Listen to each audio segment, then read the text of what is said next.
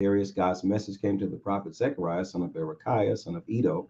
God was very angry with your ancestors, so give to the people this message from God of the angel armies.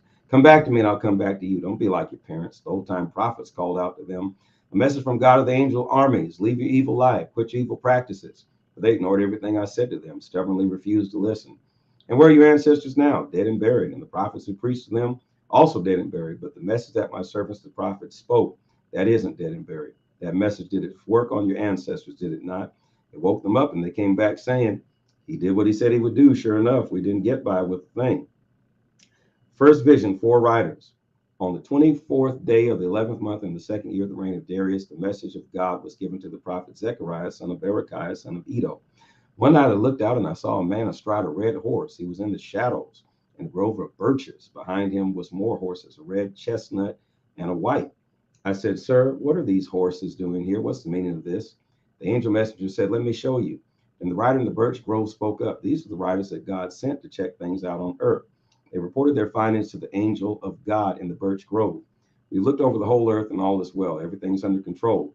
The angel of God reported back, O God of the angel armies, how long are you going to stay angry with Jerusalem and the cities of Judah? When are you going to let up? Isn't 70 years long enough? God reassured the angel messenger, good words, comforting words, who then addressed me. Tell them this. Tell them that God of the angel armies has spoken. This is God's message. I care deeply for Jerusalem and Zion. I feel very possessive of them.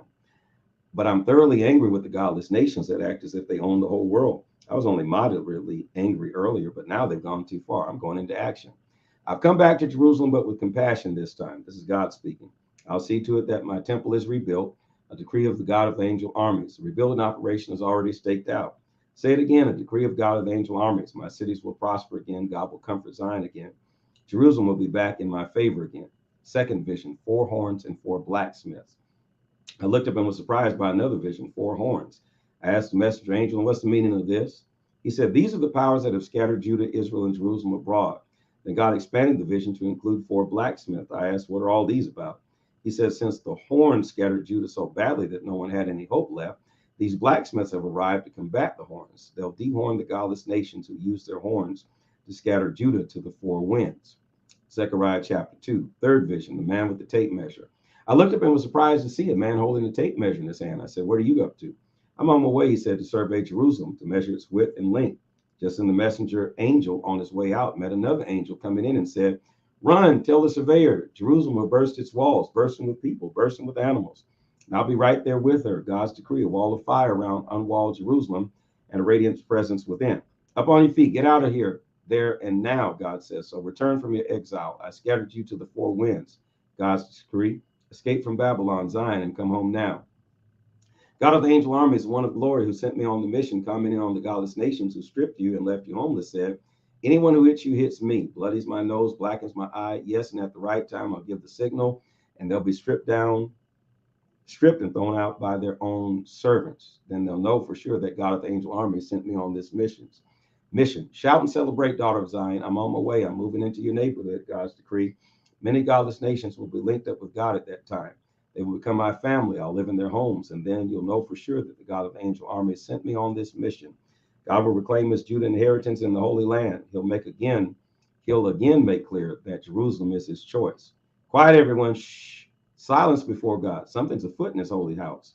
He's on the move. Zechariah 3, fourth vision, Joshua's new clothes.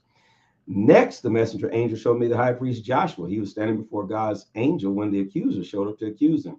Then God said to the accuser, I, God, rebuke you, accuser. I rebuke you and choose Jerusalem. Surprise, everything is going up in flames, but I reach in and pull out Jerusalem. Joshua, standing before the angel, was dressed in dirty clothes. The angel spoke to his attendants, get him out those filthy clothes. And then said to Joshua, look, I've stripped you of your sin and dressed you up in clean clothes. I spoke up and said, how about a clean new turban for his head also? And they did it, put a clean new turban on his head. Then they finished dressing him with God's angel looking on.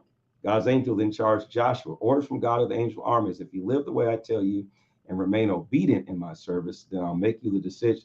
You'll make the decisions around here and oversee my affairs. And all my attendants standing there will be at your service.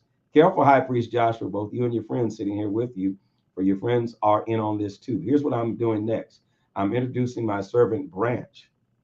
And note this, the stone that I'm placing before Joshua A single stone with 7 eyes. Decree of God of the angel armies. I'll engrave with these words. I'll strip this land of its filthy sin all at once in a single day. At that time, everyone will get along with one another with friendly visits across the fence, friendly visits on one another's porches. This is